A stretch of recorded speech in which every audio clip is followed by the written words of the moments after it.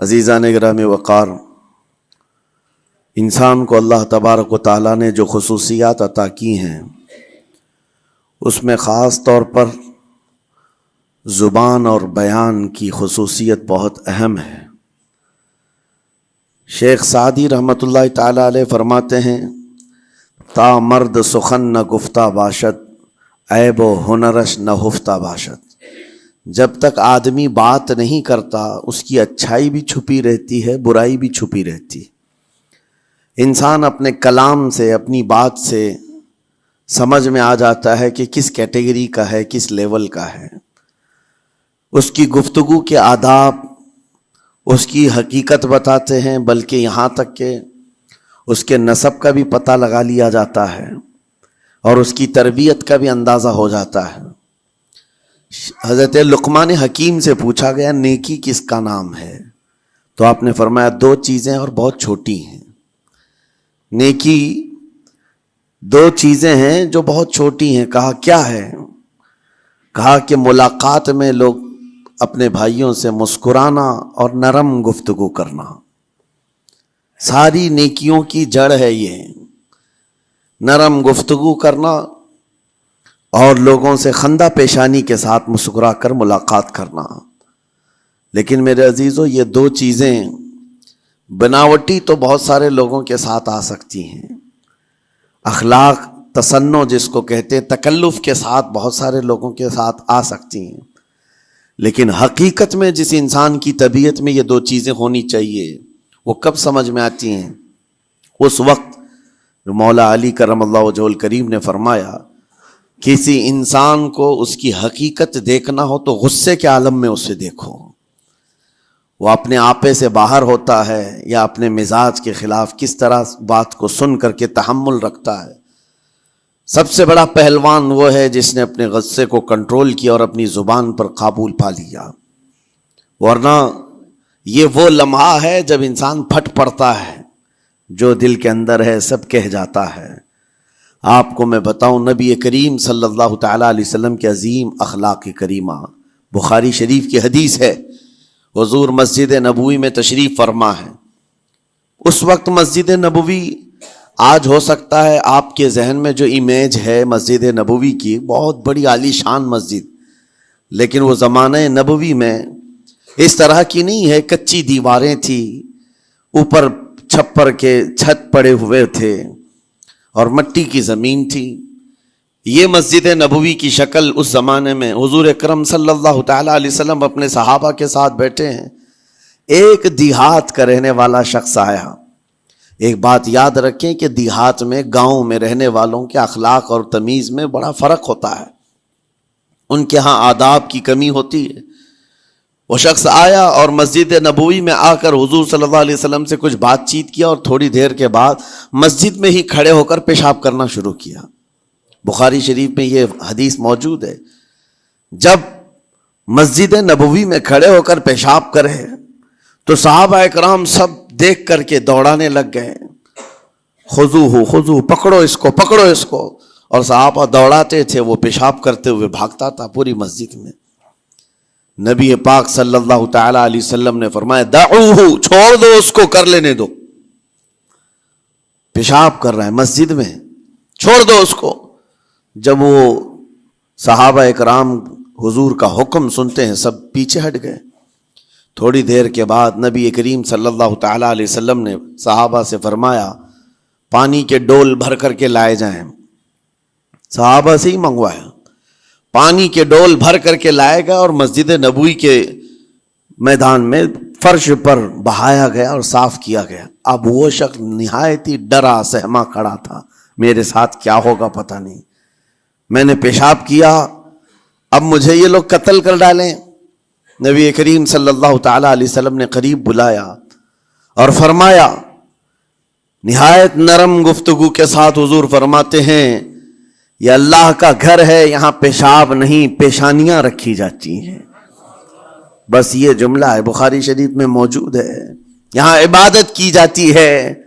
اتنا کہہ کر رخصت ہو گئے، رخصت کر دیا۔ وہ دیہات سے آیا ہوا جو نوجوان تھا یا شخص تھا، باہر نکلتے ہی وہ کلمہ طیبہ پڑھ کر حضور کی غلامی میں شامل ہوا۔ میں نے وہ بلند عالی اخلاق نہیں دیکھے۔ نبی کریم صلی اللہ علیہ وسلم کے بارے میں قرآن کہتا ہے فَبِمَا رَحْمَةٍ مِّنَ اللَّهِ لِنْتَ لَهُمْ، اللہ کی رحمت سے آپ لوگوں کے لیے نرم ہیں، اس لیے لوگ آپ کے ارد گرد لگے ہوئے رہتے ہیں۔ وَلَوْ كُنْتَ فَظًّا غَلِيظَ الْقَلْبِ لَانفَضُّوا مِنْ حَوْلِكَ، اے رسول اگر آپ سخت دل ہو جائیں تو پھر یہ سب چھٹ جائیں گے، آپ سے دور ہو جائیں گے۔ اس رسول کے لیے جب کہا گیا ہے کہ اگر آپ سخت ہو جائیں تو لوگ چھوڑ کر کے دور ہو جائیں گے، تو ہمارے اور آپ کے لیے کس قدر لہجے کی پابندی ضروری ہے۔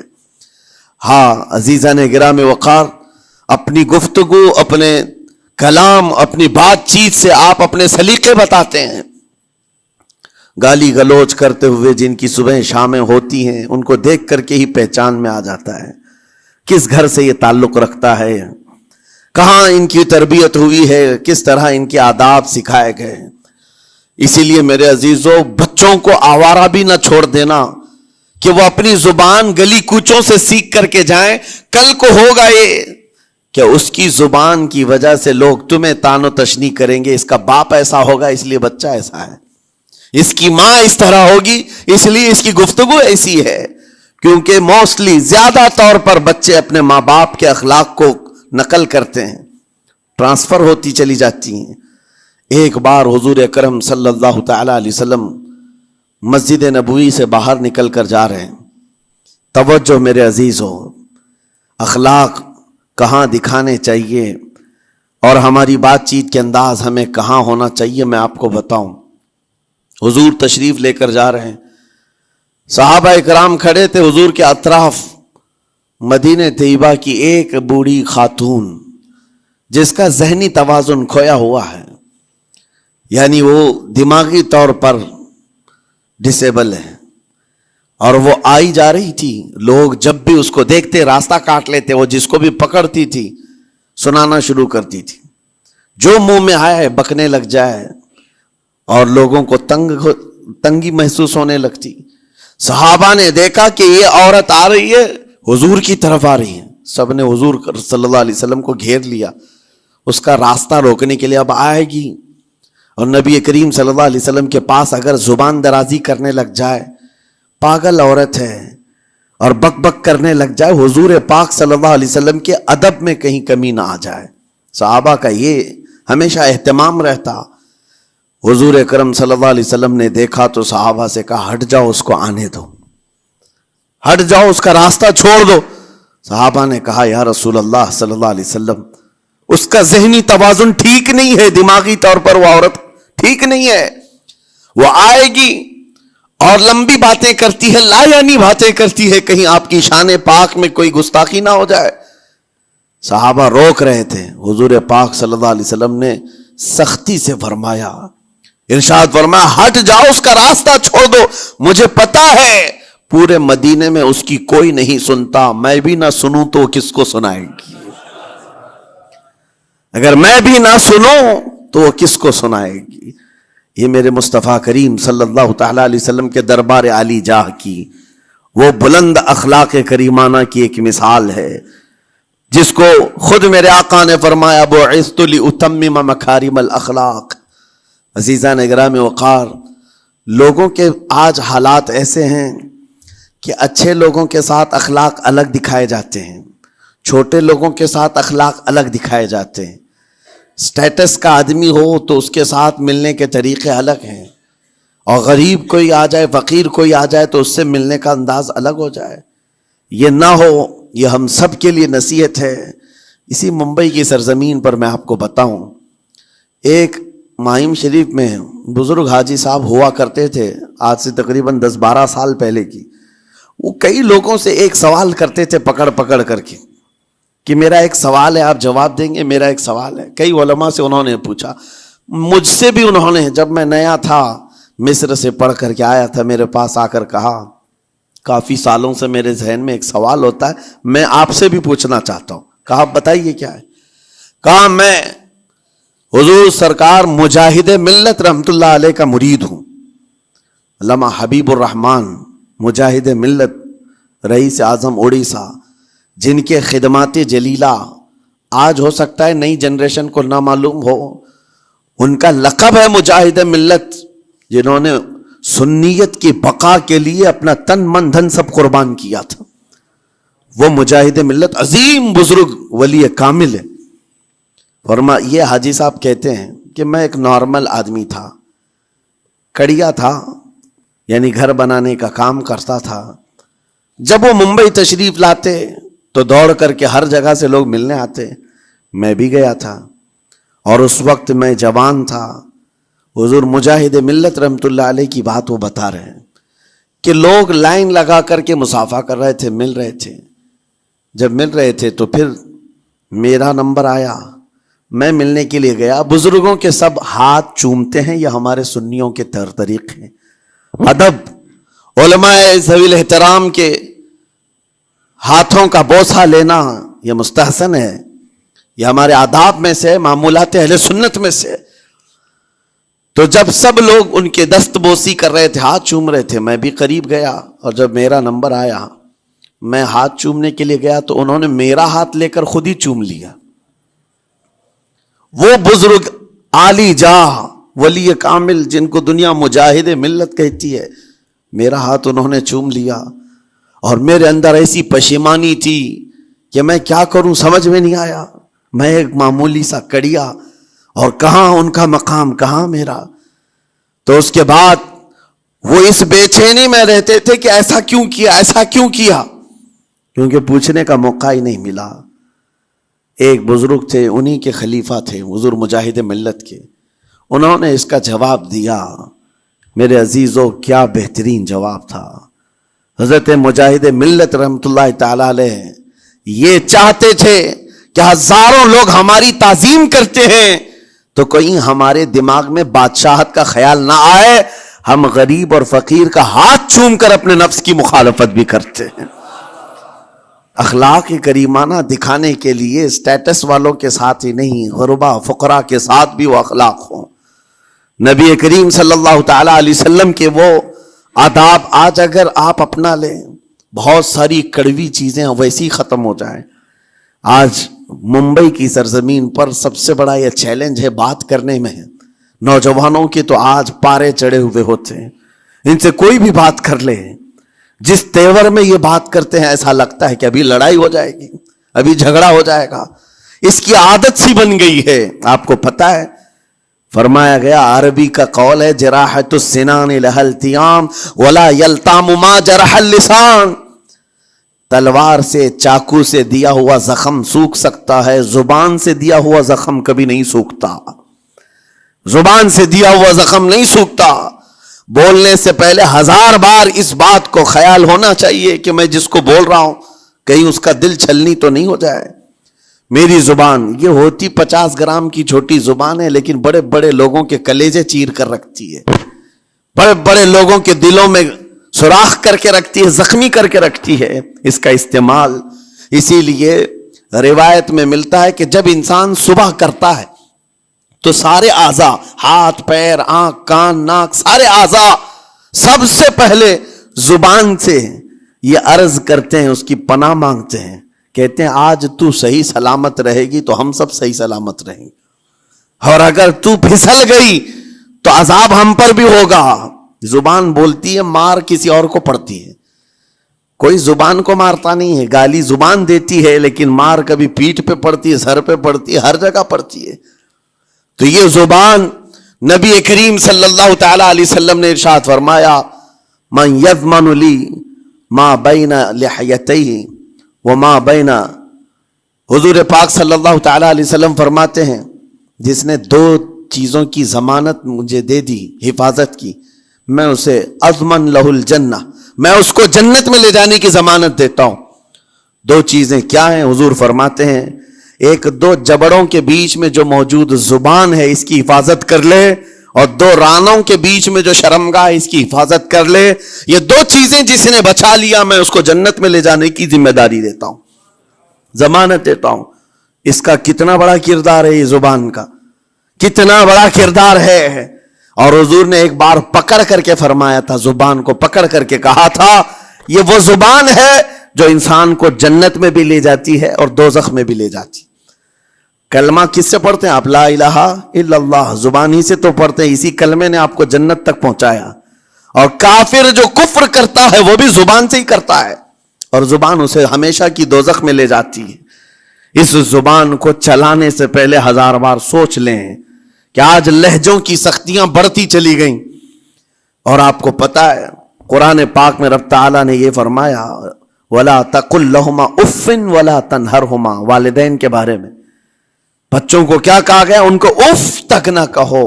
لیکن زبان جب کھلتی ہے نا ماں باپ کے خلاف، نوجوانوں کو ہم نے دیکھا ہے گالی گلوچ کرتے ہوئے اور اتنی بری باتیں کہتے ہوئے، معاذ اللہ. عزیزان گرامی وقار، حضور نے تو یہ فرمایا جس نے پلٹ کر کے اپنے ماں اور باپ کو سخت لہجے میں بات کیا یا ان کی نافرمانی کی، حضور فرماتے میرا دل چاہتا ہے کہ اس کے گھر کو آگ لگا دوں، آگ لگا دوں. اس لیے اس بات کو ہمیشہ یاد رکھیں، تمہارے لہجے کی سختیاں کسی کو زخمی کر دیں تو آخرت خراب ہو جائے گی، آخرت خراب ہو جائے گی. حضرت علقمہ رضی اللہ تعالیٰ عنہ حضور کے صحابی ہیں، حضور صلی اللہ علیہ وسلم کے صحابی ہیں. آخری وقت آ گیا تھا لیکن زبان نہیں کھلتی تھی. حضور پاک صلی اللہ علیہ وسلم کے پاس سفارش لائی گئی کہ آپ کے وہ ساتھی ہیں انتقال کر رہے ہیں لیکن زبان پر کلمہ بھی نہیں آتا. حضور تشریف لائے، دیکھا، پوچھا گھر میں ان کے کون کون ہے؟ کہا بیوی ہے اور ماں ہے. ماں کو بلایا اور کہا علقمہ کے بارے میں کیا کہتی ہو، کیسا تھا؟ کہا بہت اچھا، پرہیزگار، عبادت گزار، سارے نیکوکاریاں اس کے اندر ہیں. تو پھر حضور نے پوچھا اچھا یہ بہت نیک تھا، تم بھی اس سے راضی ہو کہ نہیں ہو؟ ماں نے کہا میں نہیں راضی ہوں، میں راضی نہیں ہوں. کہا کیوں، وجہ کیا ہے؟ کہا یا رسول اللہ میرا اکلوتا بیٹا، میرا تنہا بیٹا تھا، بڑی محبتوں کے ساتھ اس کو پالا تھا، اور جب میں نے اس کی شادی کی اپنی بیوی کو لایا اور جب بیوی گھر پر آ گئی تو میری بات کو ہلکے میں لیتا، اپنی بیوی کی بات کو فوقیت دیتا، ترجیح دیتا. اور اس وقت غالباً یہ باتیں تھی کہ زبان سے کوئی کلمہ ان کے نکلا ہوگا جو بیوی کی حمایت میں تھی، ماں کو تکلیف پہنچ گئی. کہا میرا دل گوارا نہیں کرتا، میں اس سے راضی نہیں ہوں، باقی وہ بہت نیک بندہ ہے، بہت اچھا ہے. حضور نے فرمایا دیکھو زندگی کے آخری پڑاؤ پر آ چکا ہے، روح نکلنے کو ہے، معاف کر دو. وہ بھی صحابیہ تھی، انہوں نے کہا آقا آپ کا حکم ہے یا مشورہ ہے؟ اگر حکم ہے تو پھر ماننا ہے. حضور نے فرمایا نہیں، حکم نہیں، مشورہ ہے. کہا مشورہ ہے تو پھر دل نہیں چاہتا، دل نہیں چاہتا. حضور نے فرمایا صحابہ سے کہ لکڑیاں جمع کرو، آگ لگاؤ اور انہیں اٹھاؤ، آگ میں ڈال دو. آگ دہکائی گئی تو ماں کی ظاہر سی بات ہے ممتا بے چین ہو گئی. کہا ان کو میرے سامنے آگ میں ڈالیں گے؟ کہا ہاں، اس سے بہتر ہے کہ وہاں جلے گا، یہاں جلے. وہ ماں کہتی آقا آپ گواہ ہو جائیں میں اپنے بیٹے کو معاف کرتی ہوں. ادھر معاف کیا، ان کی زبان پر کلمہ طیبہ جاری ہوا. میرے عزیزو یہ بتانا مقصود اس لیے ہے کہ زبان سے دیے ہوئے زخم خواہ والدین کو ہو، یہ معمولی نہیں ہوتے. ہو سکتا ہے آخری وقت تمہاری زبان بند ہو جائے اور کلمہ طیبہ بھی نہ جاری ہو، زبان کھلنے بھی نہ لگے، یہ حالات آ جائیں گے. اس لیے اپنی زبان کا کنٹرول برقرار رکھو. کس سے کیا کہنا ہے، ابھی میں اس کا دوسرا پارٹ بھی بتاتا ہوں زبان کے استعمال کا. یہ نرمی لہجے کے اندر ہونا بہت ضروری ہے، لیکن کچھ جگہوں پر سختی کی اجازت ہے، لیکن وہ مقامات الگ ہیں. نرم لہجہ حضور پاک صلی اللہ تعالی علیہ وسلم کے فرامین میں سے ہے. ایک بات بڑی بغداد مقدسہ میں نے ایک ولی پاک کی زیارت کی، ان کے آستانے پر بھی میں ابھی بیان کیا تھا. حضرت بہلول دانا مجذوب بزرگ تھے اور بغداد کی گلیوں میں کہیں پر بھی بیٹھ جاتے تھے، اور جو جانکار تھے وہ سمجھتے تھے یہ اللہ والا بندہ ہے. مجذوب کس کو کہتے ہیں؟ جس کی یاد الہی میں عقل فنا ہو گئی، ختم ہو گئی، اللہ کے ذکر میں اور اللہ کی یاد میں اپنے آپ کو فنا کر دیا ہے. اس کے اوپر شریعت کا قلم نہیں. ظاہر سی بات ہے شریعت کے سارے احکام اس پر ہیں جس کی عقل سلامت ہے. عاقل ہو بالغ ہو تو نماز فرض ہے نا, عقل ہی نہیں ہے تو وہ مجذوب ان اولیاء کو کہتے ہیں. لیکن ان کے بارے میں حدیث میں ہے, اللہ کے نبی نے فرمایا وہ ایسے بندے ہیں کہ اگر اللہ کو قسم دے دیں کسی بات کی, اللہ ان کی قسم پوری کرتا ہے. وہ بہلول دانا بیٹھے ہوئے تھے. بغداد کا ایک مشہور تاجر تھا لیکن خستہ حال تھا, بہت نقصان اٹھا چکا تھا, خسارے میں چل رہا تھا, بزنس پورا لاس میں, اور وہ پریشان حال بہلول دانا کے پاس آیا, گڑ گڑایا, کہا کہ حضور مجھے بچا لیں, رحم کر لیں, میں تاجر ہوں, لٹ گیا ہوں, لاس میں ہوں, کچھ آپ فرما دیں, میں کیسے اس بھنور سے نکلوں. بہلول دانا نے دیکھا, کہا ٹھیک ہے کچھ پیسے بچے ہیں, کہا ہاں ہے, وہ بس اتنا سرمایہ ہے کہ مال لیتا ہوں پھر بیچ دیتا ہوں, نفع نہیں ہوتا. بہلول دانا نے کہا ایک کام کر, کالا کپڑا جتنا ملتا ہے سب خرید لے, پورے شہر سے کالا کپڑا جہاں جہاں مل جائے سب لے کر اسٹاک کر لے. کہا جی حضور آپ نے جیسا فرمایا. گیا, جتنا سرمایہ تھا سب لگا دیا, کالا کپڑا خرید کر ایک جگہ اسٹاک کر دیا. اللہ والے کا حکم تھا.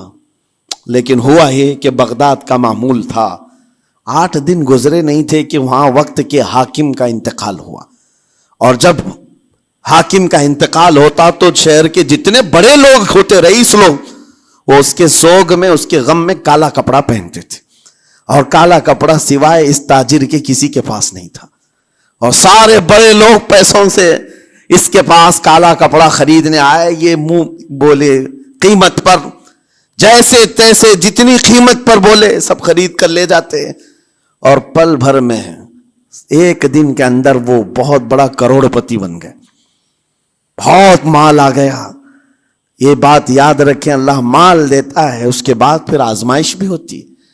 مال اتنا آ گیا, اب لے کر کے مستیاں تھیں, چند دن گزرے. ظاہر سی بات ہے مال کو بڑھانے کی تمنا ہر ایک کی ہوتی ہے, کوئی یہاں پر اینڈ کرنے والا نہیں ہے دنیا میں, چاہے اس کا بزنس اربوں پر بھی پہنچ جائے اسے آگے پہنچنا ہے.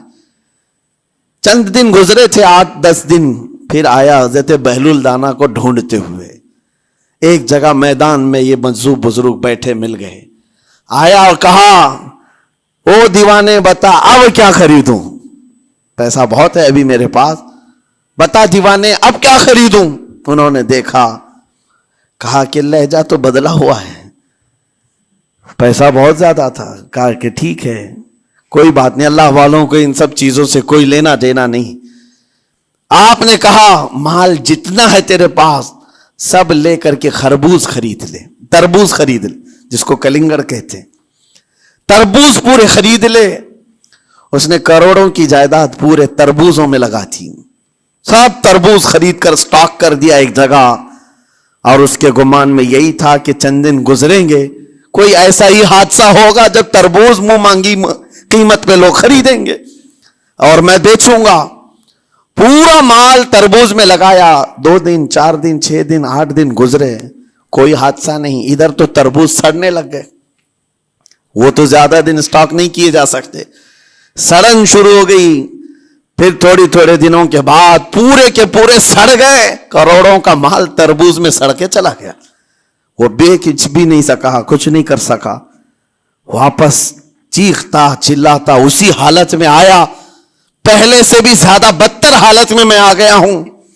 دوڑتے ہوئے آیا, حضرت بہلول دانا کو ڈھونڈتے ہوئے. کہاں ہیں وہ؟ اسی جگہ بیٹھے ہوئے مٹی میں بیٹھے رہتے تھے. قریب آیا اور کہنے لگا کہ آپ نے میرے ساتھ ایسا کیوں کیا بہلول؟ بہلول دانا نے کہا کیا ہوا؟ کہا میں تو لٹ گیا, تربوز میں پیسے لگائے آپ کی وجہ سے اور پورے سڑ گئے. بہلول دانا نے کہا میں نے تو کچھ نہیں کیا, پہلے تو تجھے نفع ملا تھا وہ تیرے لہجے کی وجہ سے, اب خسارہ ہوا ہے تیرے لہجے کی وجہ سے. پہلے جو آیا تھا بات کرنے کے لیے اس وقت تیری تمیز الگ تھی, تیری تہذیب الگ تھی, اخلاق الگ تھی. گڑ گڑا کر کہا تھا کہ میں لٹ گیا ہوں آپ رحم کر دیں. دوسری بار آ کر کے کیا کہا؟ او دیوانے بتا کیا خریدوں. لہجہ بدل گیا تو پوری حیثیت بدل گئی. زبان ہماری اونچائی پر بھی لے جاتی ہے اور نیچے بھی لے آتی ہے۔ اس بات کو ہمیشہ ملحوظ رکھیں کہ اس زبان سے بہت سارے لوگ نفع بھی اٹھاتے ہیں، بہت سارے لوگوں کو نقصان بھی ہوتا ہے۔ لیکن ساتھ میں یہ بات بھی عرض کروں، نرم گفتگو کرنے کا عادی ہر ایک کو ہونا چاہیے، نرم گفتگو کرنے کا عادی ہر ایک کو ہونا چاہیے، اس کی نیکیوں کی علامت ہے، اس کے اخلاق کی علامت ہے۔ لیکن ساتھ میں امام شافعی رحمۃ اللہ تعالی علیہ نے یہ بھی فرمایا، چاہے جتنی بھی نرم طبیعت ہو انسان کی، اللہ اور اس کے رسول کے لیے غیرت ہونی چاہیے۔ اللہ اس کے رسول کے خلاف بات سنے تو پھر نرم لہجے کا استعمال نہ کرے، پھر وہ بزدلی کہلائے گی، وہ بزدلی کہلائے گی۔ آج میں ایک بات یہ بھی بتا دوں، بہت سارے لوگ یہ سمجھتے بھی ہیں۔ ابھی چند دن قبل میں ماررہ مطہرہ میں بیان کیا اخلاق کے، اولیاء اکرام کے مذہب و مسلک پر، اور پچھلے 15 سالوں سے میں نے بہت سارے خطابات کیے ہیں اخلاق پر، معاشرے کی برائیوں پر، لیکن ابھی چونکہ چند دنوں میں جلسے پروگرام بہت سارے ہو گئے اور عظمت ناموں سے رسالت پر زیادہ گفتگو ہونے لگی، تو لوگوں میں ایک امیج الگ بیٹھی ہوئی ہے۔ اور ابھی ہم نے اخلاق حسنہ پر گفتگو کیا کی 8 دن پہلے، ایک بزرگ نے مجھ سے پوچھا، ایسی بھی تقریر کرتے ہیں آپ ایسی بھی تقریر کرتے ہیں، یعنی نرم گفتگو بھی کرتے ہیں؟ مطلب یہ ہے کہ ہماری امیج ایسی بنا کر رکھیں کہ ہم ہر وقت چلاتے ہی رہتے ہیں، ہر وقت للکارتے ہی رہتے ہیں۔ میرے عزیزوں، میں یہاں پیغام دینا چاہتا ہوں، ہم قرآن کے اس آیت پر عمل کرنا چاہتے ہیں جو مولا نے فرمایا، اشداء علی الکفار رحماء بینہم۔ مومنین کی شان ہے، صحابہ کی شان ہے، وہ کافروں پر سخت ہوا کرتے ہیں اور مومنوں کے لیے نرم دل ہوا کرتے ہیں۔ زبان کی نرمی ایمان والوں کے لیے ہے، زبان کی نرمی محبت مصطفیٰ کے لیے ہے، عاشقان مصطفیٰ کے لیے ہے۔ ساتھ میں زبان کی سختی کفار و مشرکین کے لیے ہے، گستاخان رسول کے لیے ہے۔ اور اگر یہ چیز نہیں آئی تو پھر آپ سمجھ لیں نیک اس وقت نہیں کہلائے گا آدمی۔ بعض لوگوں کو ایسا لگتا ہے نرم بات کرنا چاہیے، نرم گفتگو، بالکل صحیح ہے، یہ اخلاق ہے، لیکن اگر ایسے مقامات پر جہاں تمہارے نبی کو کوئی گالی دے رہا ہو، رب کی شان میں کوئی بھونک رہا ہو، اس وقت تم کہو کہ اخلاق ہے، نرم بات کرنا چاہیے، یہ بے غیرتی ہے، یہ بے غیرتی ہے۔ تمہاری بیوی کو اگر تمہارے سامنے کوئی چھو دے اور اس کے بعد تم ہنس کر کے اس سے کہو ٹھیک ہے جائیے صاحب، آپ کو کہا جائے گا بے غیرت آدمی، بے غیرت آدمی ہے۔ انسان کو اپنی بیوی، اپنی بیٹی، اپنی ماں پر بھی غیرت ہوتی ہے، وہ سنتا نہیں ہے، یہ پیدائشی ہے، فطرت ہے انسان کی۔ اور مومن کی شان یہ ہے، سب سے بڑی غیرت اس کے لیے اللہ اور اس کے رسول کے لیے ہوا کرتی ہے۔ اللہ اور اس کے رسول کے لیے ماں اور باپ کو گالیاں ایک وقت میں برداشت کر بھی لے جائے، لیکن اللہ اور اس کے رسول کی شان میں وہ ہرگز برداشت نہ کرے۔ یہ ایمان کی علامتوں میں سے ہے۔ بہرحال میں نے زبان کے دونوں استعمال آپ کو بتائے، سخت لہجے بھی ہیں، نرم لہجے بھی ہیں، لیکن جب آپ کا پالا کسی گستاخ سے نہ پڑے تو ہمیشہ نرم گفتگو کرنے کے عادی بنے۔ مومنین میں نرم لہجے کا اختیار ہمیشہ رہے، اس سے اخلاق آپ کے بتائے دکھائے جاتے ہیں، اس سے آپ کے اخلاق معلوم ہوتے ہیں، ساتھ ہی معاشرے میں نرمی اور محبت کا ماحول بھی قائم ہوتا ہے۔ ڈانٹنے کے طریقے بھی میں آپ کو بتاؤں، میرے والد اگرامی فرمایا کرتے تھے، حضور حافظ ملت رحمت اللہ علیہ جو الجامعۃ الاشرفیہ مبارک پور کے بانی ہیں اور بڑے محدث جنہوں نے ایک نہیں ہزاروں عالم پیدا کیے، اس ہندوستان کی بات کر رہا ہوں، حافظ ملت رحمت اللہ علیہ پوری بخاری شریف پڑھاتے تھے، تقریباً 40 سال تک انہوں نے پڑھایا بخاری شریف۔ میرے والد ان کے شاگرد ہیں، فرماتے ہیں جب وہ بہت زیادہ ناراض ہو جاتے کسی سے، ڈانٹنا ہوتا، ہر استاد بچے کو ڈانٹتا ہے، کبھی کچھ بچہ نافرمانی کر جائے یا مزاج کے خلاف بات کرے تو استاد ڈانٹتا ہے، تو حافظ ملت رحمت اللہ علیہ اگر کسی شاگرد کو ڈانٹتے بھی غصے میں تو کہتے ہیں اے جنتی کیا کر رہا ہے، کہتے ہیں اگر یہ جملہ قبول بھی ہو جائے تو بچہ جنتی ہو جائے۔ لہجے کی یہ استعمالات اولیاء سے سیکھو میرے عزیزو. غصے پر کنٹرول اس وقت تمہارے اخلاق معلوم ہوتے ہیں جب تمہارا غصہ عروج پر ہوتا ہے. اس وقت تمہاری حقیقت لوگوں کے سامنے آتی ہے. وہ اپنے شاگردوں کو ڈانٹتے بھی تو جنتی کہہ کر ڈانٹتے ہیں. یعنی کوئی گالی نہیں ہے, کوئی برے کلمے نہیں ہیں, بلکہ ایسا جملہ ہے کہ اگر قبول بھی ہو گیا استاد کی زبان سے, اس کی تو زندگی وصول ہوگی, اس کا بیڑا پار ہو گیا. ہمارے درمیان ماں باپ کو بھی یہ چاہیے کہ بچوں کو کس طرح کے اخلاق آپ دے رہے ہیں. گفتگو کرنے کے متعلق قرآن میں اللہ تعالیٰ نے آداب بتائے ہیں. جب آپ گھروں کے اندر موجود ہوں تو بچوں کے سامنے کس طرح کی گفتگو کیا کریں گے, کیسی بات کریں گے. شوہر اور بیوی جس طرح کی باتیں کر رہے ہیں بچے کے دماغ میں وہ پورا کا پورا چھپتا ہے, ٹرانسفر ہوتا ہے. اسی لیے کہا گیا ایڈلٹ گفتگو کبھی بھی بچوں کے درمیان نہیں کی جائے گی. جو میچورٹی میں نہیں ہے ان بچوں کے سامنے ماں اور باپ بیٹھ کر کے کلام بھی نہ کریں, بات نہ کریں. معاشرہ تو آج ایسا ہے, سب پوری فیملی لے کر کے بیٹھے ہوئے ہیں, اور حد تو یہ ہے کہ گندی فلمیں سامنے لگی ہوئی رہتی ہیں.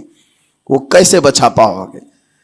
4 سال 5 سال کے بچے کے اندر بھی وہ گفتگو, وہ مکالمات, ایک دوسرے سے بات کرنے کی تمیزیں, وہ سب وہاں سے سیکھتا آ رہا ہے.